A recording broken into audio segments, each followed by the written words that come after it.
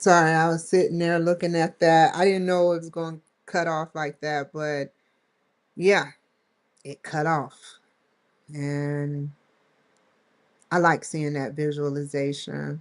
I wanted to talk about today's events and just start yelling and hollering like a pit bull on rabies. But I said to myself, I don't want to do that. I want to finish what I tried to project. I did enough projecting and I'm drained of stuff. I'm just drained. I've been up since 3:30, 4 o'clock this morning because coffee time is always my best time. So I would try to move forward with the show because I have the whole title, but I would rather show my reels, which are saved on my Canva because I produced a reel, but I didn't finish it. And I'm like, and then I got homework to do. Ugh. I got one more day to complete that.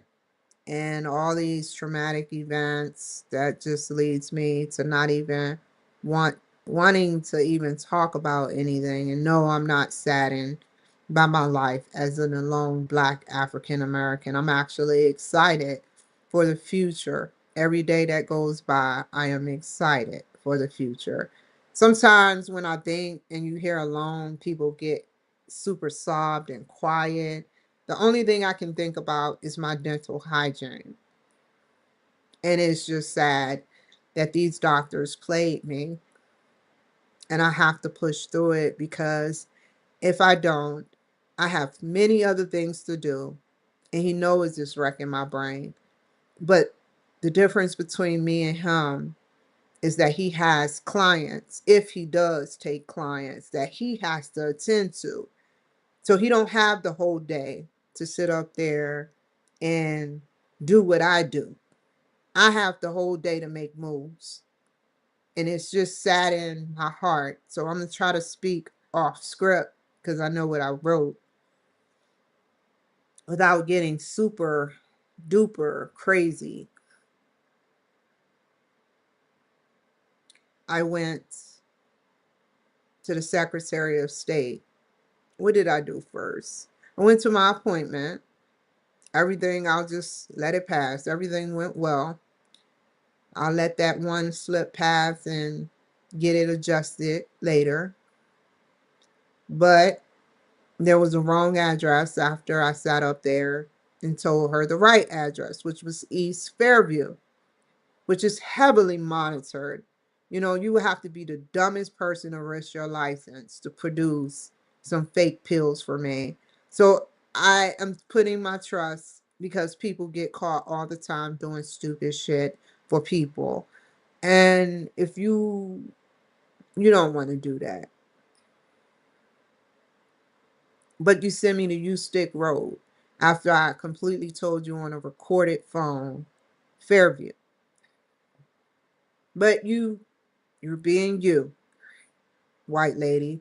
I tell you low, you go high. I tell you high, you go low. I am not prejudiced. It is what it is. You lied. The doctor put it in. I told you, did you get the right address? And I have so many things I want to talk about today that I could just show you the multiple recordings. I'm not getting arrested for trying to protect my word against other people that are being negative towards me. And that's how it goes. And after I left my appointment, I don't remember. I proceeded to go, I believe, to the Secretary of State. I'm not reading from script. Between 9 and 10, and sat up there and it ain't over.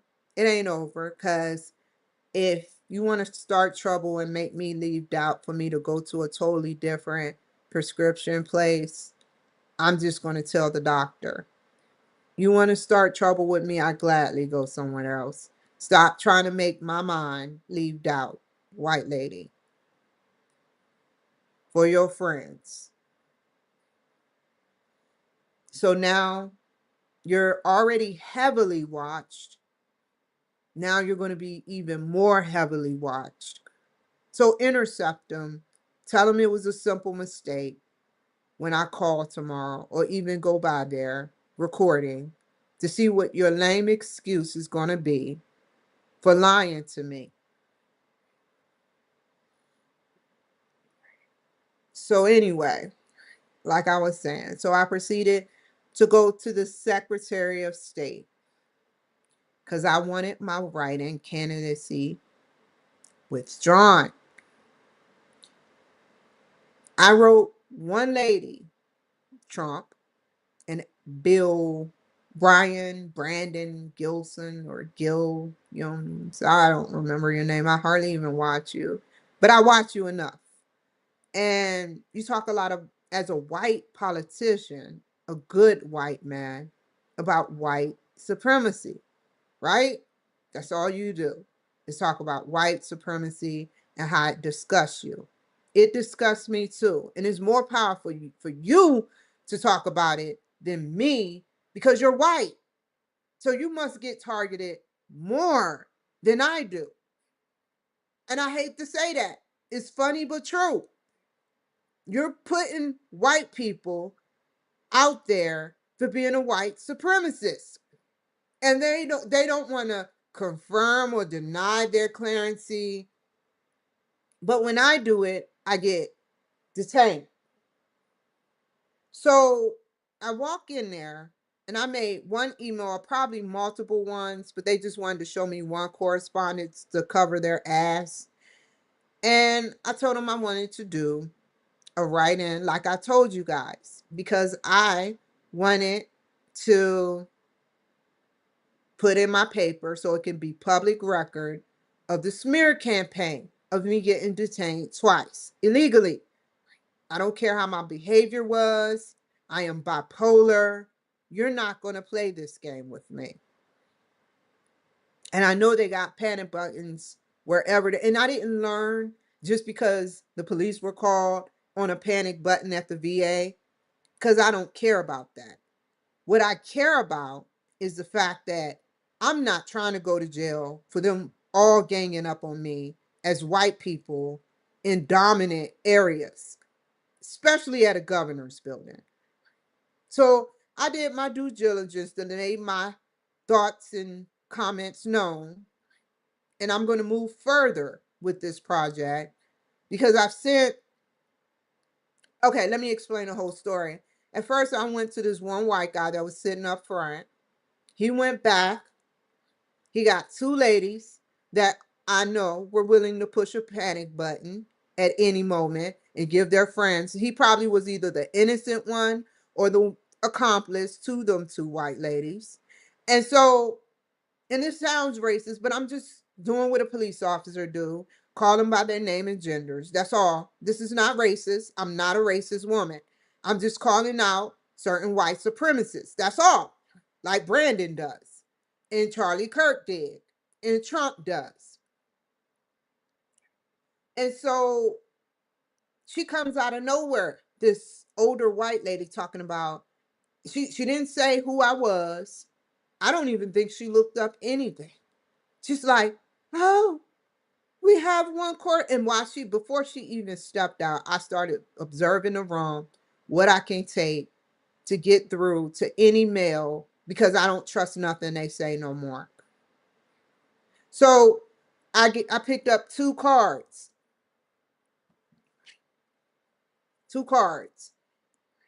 and I played real stupid like they do with me.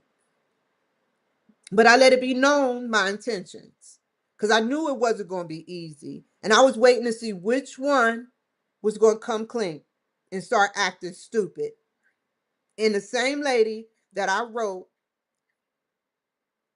she put the smear campaign on me. She is an accomplice, and she told all her older friends and her younger friends to follow me and place me in handcuffs every time. You know how I know? Because I kept trying to tell her, I want to put this write-in in. Who can I complain to? Which God gave me more information. She acted like she was hot. See, Let me tell you, Police 101. When people start avoiding telling you stuff and act like they know for certain it's not happening, that means they're being deceitful. Police 101. Never went to a police shit. I didn't even do that shit in basic training. I just have knowledge based on my brother's deceitful and my being around a bunch of deceitful motherfuckers. So here she come when I start hollering smear campaign. I never heard of a smear campaign on you. How the fuck do you know? How the fuck? I just said I was detained twice by the police illegally. And all you can say is you never heard of it. When you know back in December, I wrote you. So then, before she can try to escalate it, because she kept trying to overtalk me to make herself feel bigger than me, fine, take that. I'm not about to yell over you in no government building so the whole damn building can hear me. And that's what you wanted. I let you yell. I let you tell on yourself, which I gave the tape to Mike Simpson. And if they want to play dumb, then I find a way either way and get it on some fresh eyes. So I sat up there and I'm like, how do you know? Were you there? And I just left it alone with her lame excuse because then I knew and I can confirm that she's a part of it, the smear campaign. The same person that said she never heard of it. Like she's the president of the United States observing shit. Are you the president where you can observe 350 million people to see if there's a smear campaign? What were your actual, because I could have drilled into you verbally and it would have got me arrested because I knew you were lying then. I got enough information from you and your lies on recorded video. So I proceeded to look in my purse and I was like, okay, I had enough of these ladies doing this shit to me. Nolan Watson, Executive Legislative Affairs Specialist, Jesse Barkoff, Chief of Staff, which I wrote them, and I urged them to talk to Governor Little. What, you gonna offer them sex to shut up and suppress and oppress it? You never know, man, how people are. And it's sad. It's sad what they do to me. Because it never crossed your desk. You trying to call my smear campaign at minimum incompetent when I told you what happened to me. So after that, and I left proudly because I knew I wasn't going to get nowhere with them women and men. I left proudly and I went to Target to get some thumb drives. And I'm going higher. I'm never going in that building again, but I'm going higher. I'm going to go as high as I can in the state of Idaho with Republican men. So call all your girls to run another smear campaign on me. But if you don't give these politicians the message and you get one more tooth knocked out, I will be back up there at the governor's building. Not mad, but with recording for more information to give these people. You intercept. You are the first participants to intercept everything. You were the first person I wrote out to. And you try to show it to me like I'm going to sit up there and just take it. You knew about me more than anyone in there. You knew my email address, the Kimberly Cloud Show. Get the fuck out of here with your lame excuse. Only thing I trust are my phones, my vagina, and the time. More than I trust any of you guys with my life and my teeth. And getting moving on, I went to Target. And so I then, and all of this will be unveiled tomorrow morning. I'm gonna do a show in some ghetto ratchet shit. But I sat up there. I got to do this show to get it out there. I'm gonna start from the beginning, or I haven't decided yet. And so what happened was I sat up there and I went to Target and then I called the VA police and I recorded him lying to me about I'm more than what it sounded so lame what he was saying. Like, I'm more than welcome, but you wanna take me around the VA building. That makes absolutely no sense, and it's a 0% chance I am doing any more engagement with you or your participating audience and coworkers. By Monday's event, there is no reason why Dr. whatever his name is, I got his name, I'm not reading from script,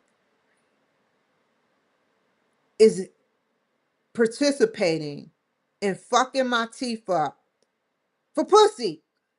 He literally is fucking my teeth up, and Dr. Gann is involved for pussy and power. And I told this to the doctor, to the police. I asked him, are you investigating him? He's like, why would I need to investigate him? And that's when I knew he was investigating me. Because to come up there and make this big scene and make me feel like shit for being a mad black woman because your counterpart, that's a white supremacist, refuses to give an African American her teeth. I don't want to, I will be dead or fucked up legally or fucked up in my upper implants if I ever allowed him to touch my teeth. They know my teeth is loose, so why keep doing this? Why keep refusing? It makes no sense. You want to clean something that's loose? Numb me up and make it looser? You're sick. All of y'all are sick. I don't want no more dealings with the VA. Y'all done enough to me in and out of mental facilities.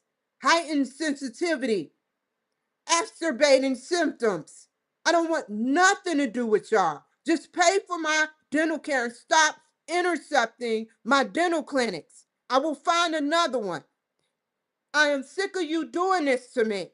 I want your license, all of you. And I'm not going, they deny me, I'm going to go further. They deny me, I'm going to go further until I finally reach a white man that is willing to take my case. I'm not playing with you women and men. I don't need no penis. I can live without it. Y'all can't live without that shit, men. You compare me every day to women. Like I don't have shit going on with me. That is a sick thing to do. And it's even sicker because I guarantee if they investigate, I guarantee it wasn't like that before I got here and it started doing it right when I got here because it's everywhere I fucking go. They want to purposefully flirt if I'm nice. They want to purposefully get mad or play me and then go behind my back and flirt because y'all have more time with these men.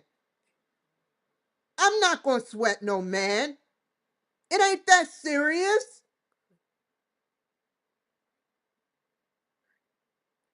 This has went on from black husbands to black males with my sister. No woman is exempt of all races. Y'all, to me, I don't hate y'all, but y'all got some sick, sick situations going on. And you're in power, which makes it all sicker. Don't get mad at me because I'm calling y'all out on y'all shit. Implanting thoughts in these psychiatrists, doctors, and physicians' heads about my bipolarness.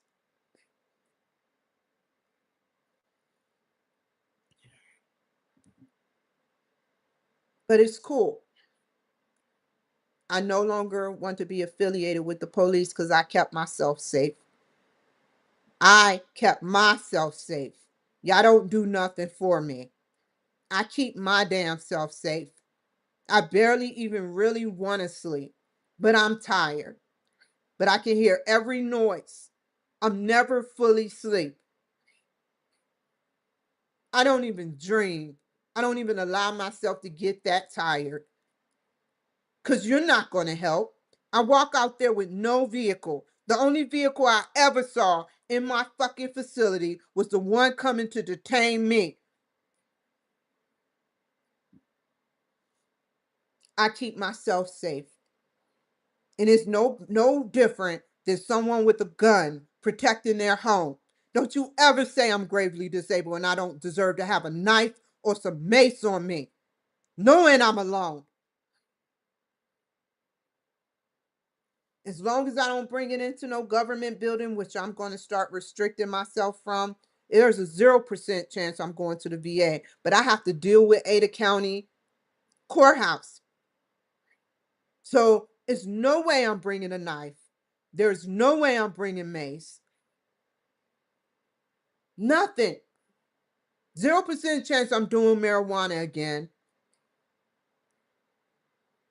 The only reason I brought that weed in, which y'all knew about it and tried to get me mad and put it near my vagina, was because I was afraid people were fucking poisoning me. If you want to know the fucking truth, that is the only reason I had to bring it in. It had nothing to do with showing you I was smarter. And that's on God. And I still ended up getting poisoned.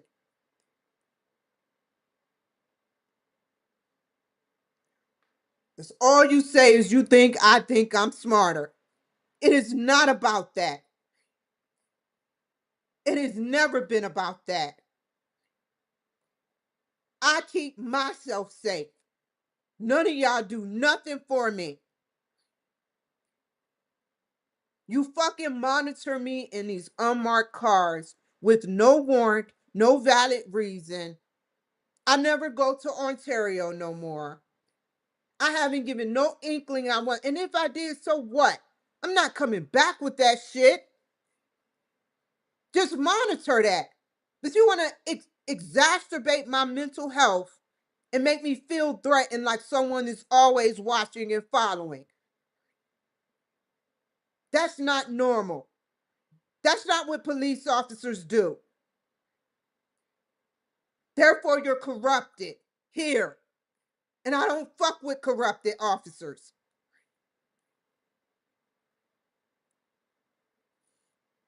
So it's all good. Just treat me with respect when I come in there. And if I'm coming in there, I'm coming in for a fucking reason without drugs.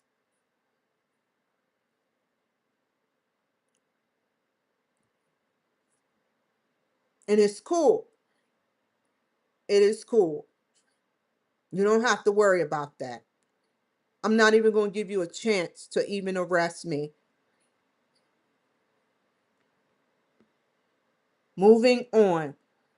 Not even worried about that no more. I am no longer on drugs and have to worry about someone breaking into my vehicle and stealing, like my police paperwork was stolen and other items have been getting more and more stolen.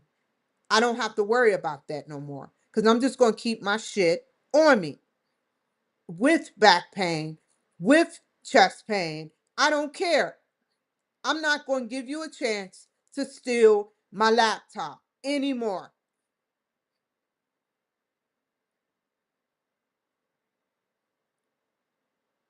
That is why I keep my shit on me because I know that car could be open.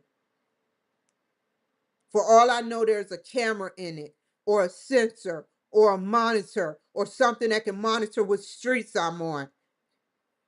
I don't need you acting like you're following me. I don't need you acting like you're saving the day because I kept myself safe, not you.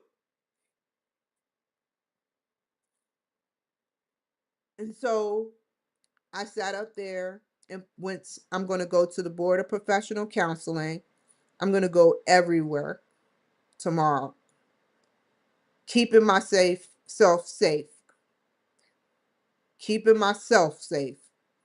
I'm not on probation no more. Leave me alone.